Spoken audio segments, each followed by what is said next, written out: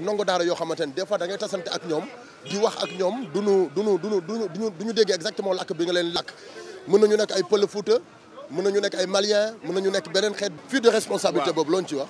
waaw loolu moom dafa am moom te muy lu wóor man xam nga chanteur la dama génne woon benn album ma wax ci ndongo daara yi ma ne moom dañ koy sas su indiwulee ñu dóor ba gaañ ma ne romb naa benn ndonga muy jooy man laaj ko lu muy jooy mu ni ma dañ ma sas te bu ma indiwulee ñu dóor ma effectivement noonu la demee ñu bëri dañuy taxaw naan sasuñu leen mais dañu leen a sas ba pare ñoom ñi fiy ñëw sëriñ ñi fiy ñëw duñ fi dëkk day ñëw xam nga léegi gars yi boo ñëwee fekk benn gàlle rek nga xamante ni dañ koy defaraat xam nga li fii léegi boo bàyyee sa kër rek dañ fay sotti mbalit ba mu yàqu léegi gars yi ci loolu la ñuy profité ñoom sëriñ bi mu àbb kër gi dañ ko koy aal mu jël nag kër googu ñu ko aal mu mel ni genre gardien fa lay nekkaale di dajale waale booy yi ay xale di ci wut xaalis. est-ce que loolu parents yi jël seen doom di yóbbu foofu ñi ngi xool exactement ki ñu jox seen doom. ñoom daw nañ ci benn paa nee na xale yi dañ leen di envoyé mel ni kuy envoyé ay SMS. ah bon ñii ñëw ci man xaw ma seen papa xaw ma seen maam xaw ma seen yaay. kooku dañ leen a envoyé rek. kooku sëriñ la sëriñ bi nee na dañ leen a envoyé xam nga ni doy na war. d'accord ah dafa mel ni xale yi ku yónnee ay bagages. dafa mel ni parents yi responsabilité bi leen war ci seen doom dañu koy daw. dañ koy daw nag te la plupart koo dajal laaj ko mu ni la maa ngi dëkk ay Guinée Bissau nangam. talibé hors du pays waaw ñoom ñëpp hors du pays.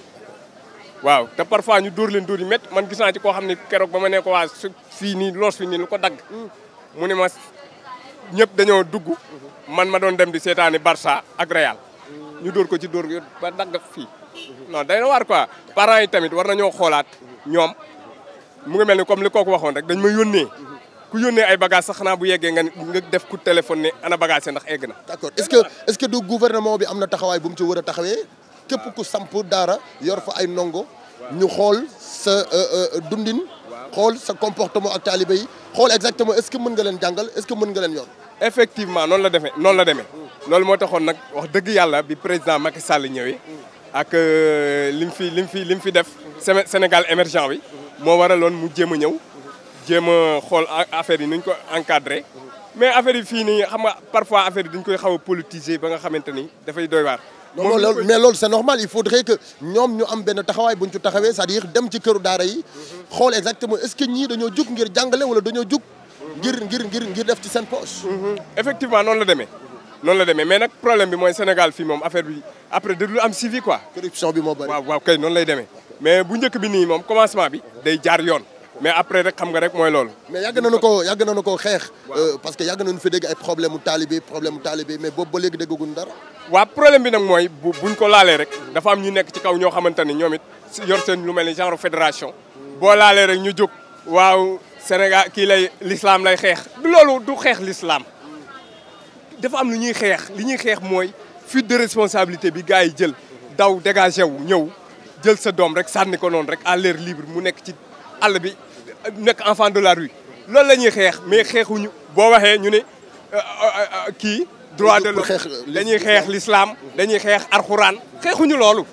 lan la ñuy xeex kon li ñuy xeex mooy enfant de la rue la ñu bañ mu am. te loolu am na ay talibé yoo xam ne léegi dañu dem ay ci géej yeeg yooyu ñu dëkk foofu. loolu kay ana éducation bi ana léegi loolu nag la ñuy xeex loolu la ñuy xeex bañ mu sox ci réew mi. dinañ fi indi ay banditisme ak affaire yu mel noonu. loolu moo tax ñu koy xeex mais xeexuñu alxuraan xeexuñu diine xeexuñu dara. yow boo doon am message booy lancé kan nga koy jox parents yi nga koy jox sëriñu daara yi. gouvernement bi. wala ñun sénégalais yi. gouvernement bi wax président Macky Sall. ni mu ko continuer woon rek. mu continuer ko affaire bi mu bañ a bàyyi noonu comme ni ñu jëlee woon gars yi dem yóbbu leen. ñu topp suite bi. waaw bu ko toppee rek dinañ ci am ndam incha allah jërëjëf. merci beaucoup moom aussi li mu wax c'est important.